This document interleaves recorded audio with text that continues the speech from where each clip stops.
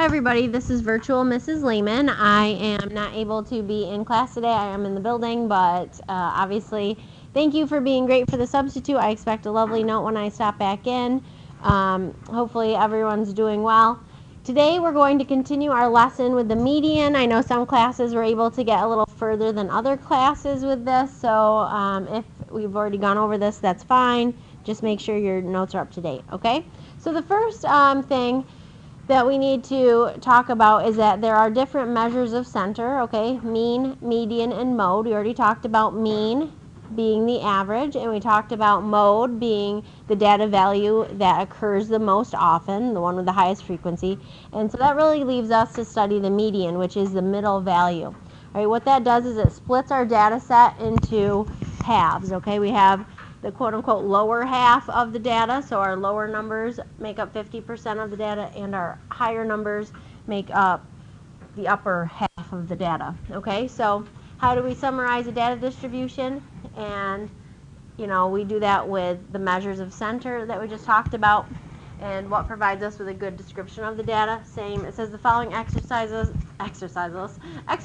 help us to understand how a numerical summary answers these questions. So we talked about going to a restaurant and getting French fries, and we were testing to see the consistency of the number of French fries in a large bag. So you can see that our data span from 66 all the way up to 93 fries.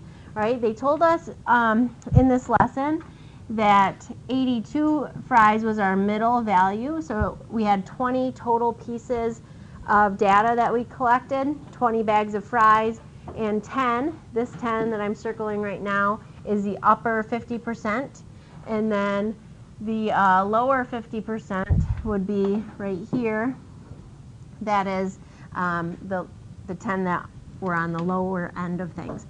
All right, so again, this entire thing makes up 100% of our data, but the median splits it into two pieces. So if you don't have this in your notes, make sure you copy it over. I think we're on page 70 in your module book. It's a little different on here, but page 70 for you guys. It says, you just bought a large bag of fries from the restaurant.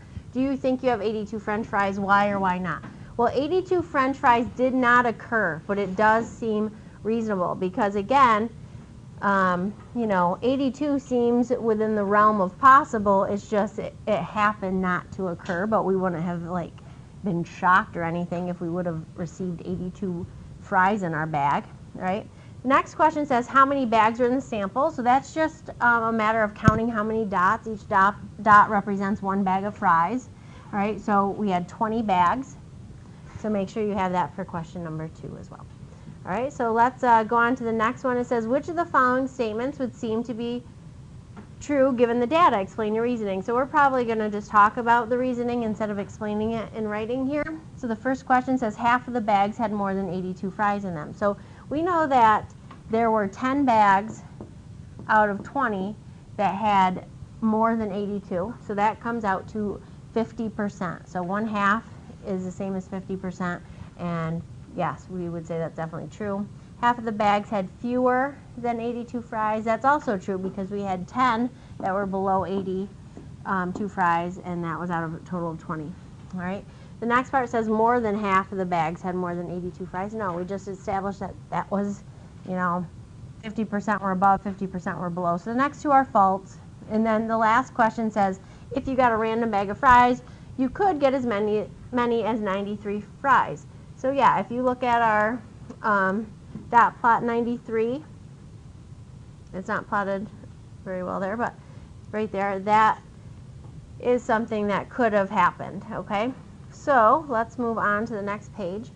And example 2 says, sometimes it's useful to know what point separates the data distribution into 2 equal parts, where one part represents a larger, I would say the upper half of the data instead of the larger half. But anyway, the upper half of the data values and the other part represents the lower half of the data values. This point is called the median when the data are arranged in order from smallest to largest. That's a key thing here, guys. So whenever you're figuring out the median for yourself, you've got to list your numbers from lowest to highest.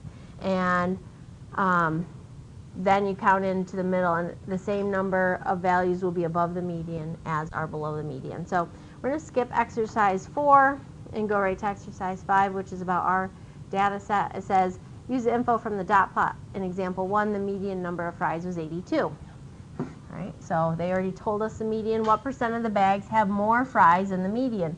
Well, 82 was our median. There were 10 bags that were above that, so 50% have more than 82 and 50% have less than 82. All right, so that was for question 5. If you go to part B of that, suppose the bag with 93 fries was miscounted and there were only 85 fries. Would the median change? So, where'd my screen go on here? There we go. Spoiler. Okay, hold on.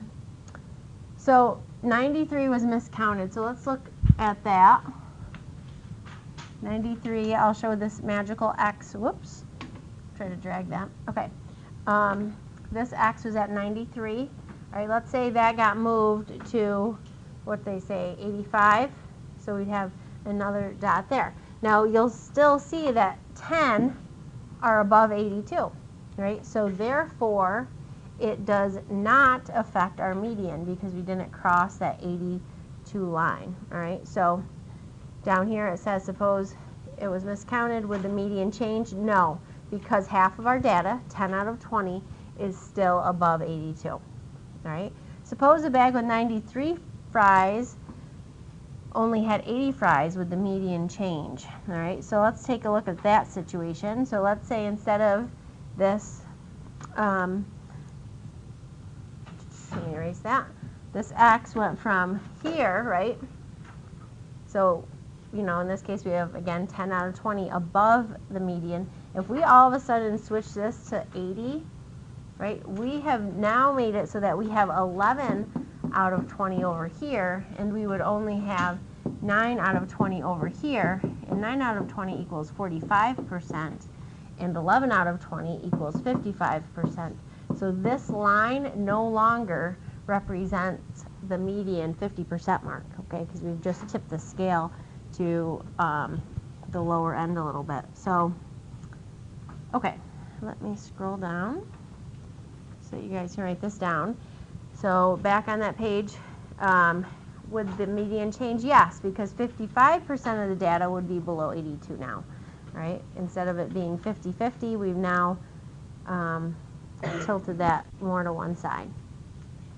So I'll give you a second to write that down. Make sure you have this in your module.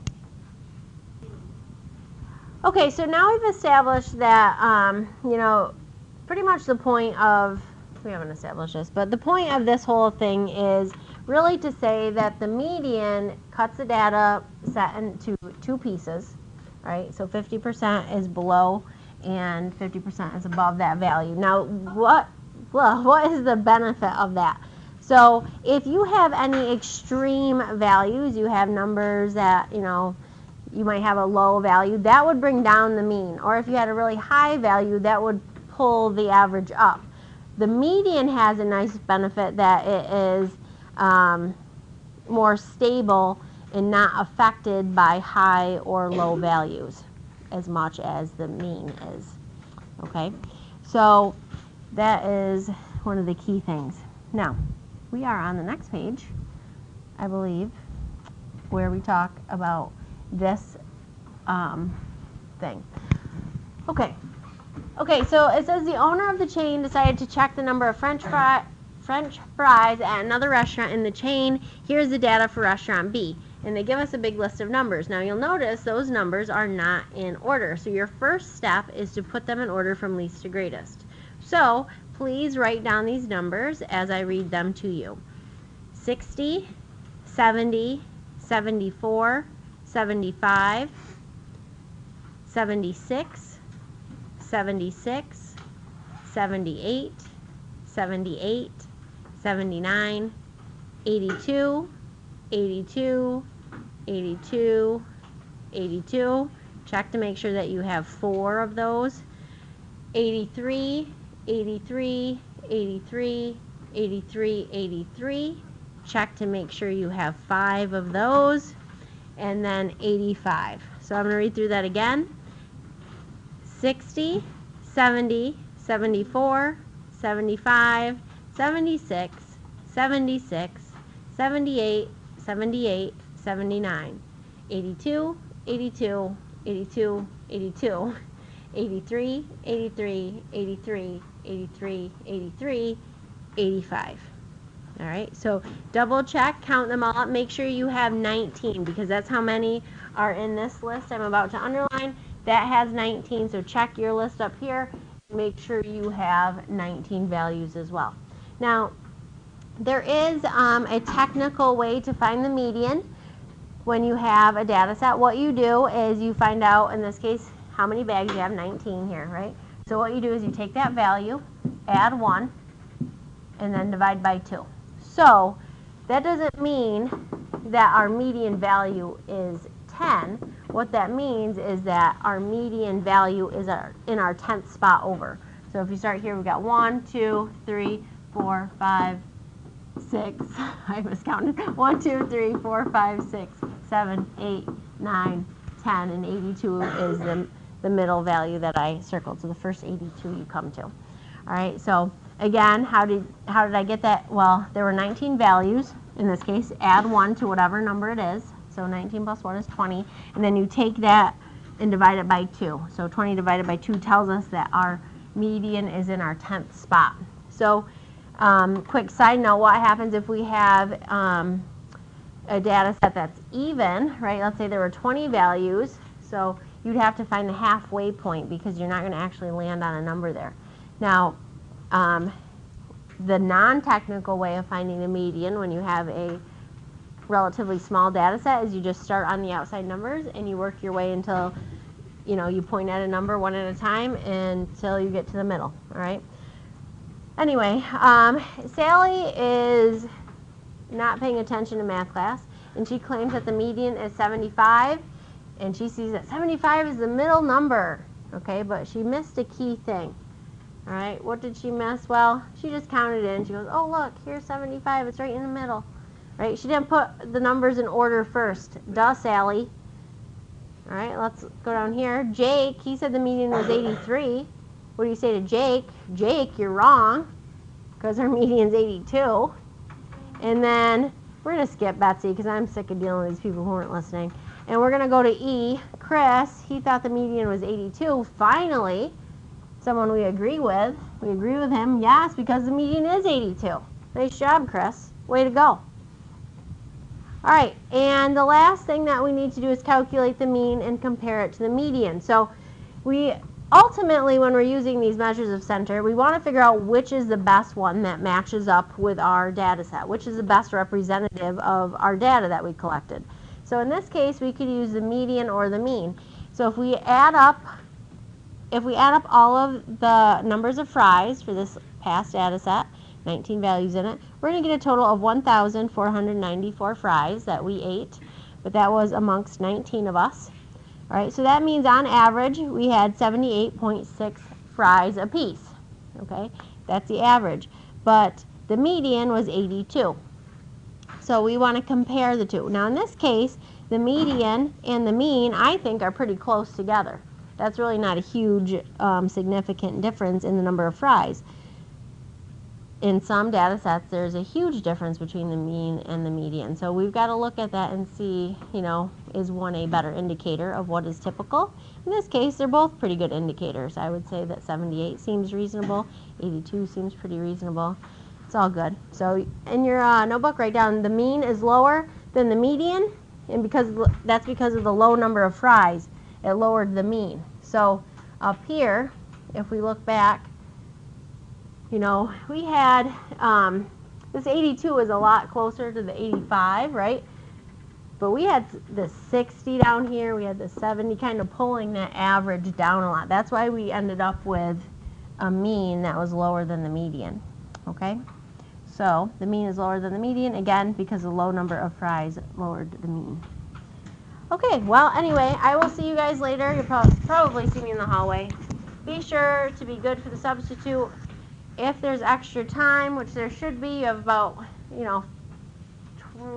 15 minutes in, you have about, 20-ish, realistically, to go on IXL and or some dog. I'll let the substitute know which. So if you haven't gotten your computers yet, I'm going to have even number computers go first, grab their laptops, and then I'll have odd number people go next, and you're going to only go on whatever math site I choose and work on that for the period. I know kids are coming and going for band, orchestra, chorus, and his saying for that is break a leg, kids. Not literally, please don't anyone break a leg, really, but good luck to you tonight at your concert. All right, guys, I'll see you tomorrow. Bye.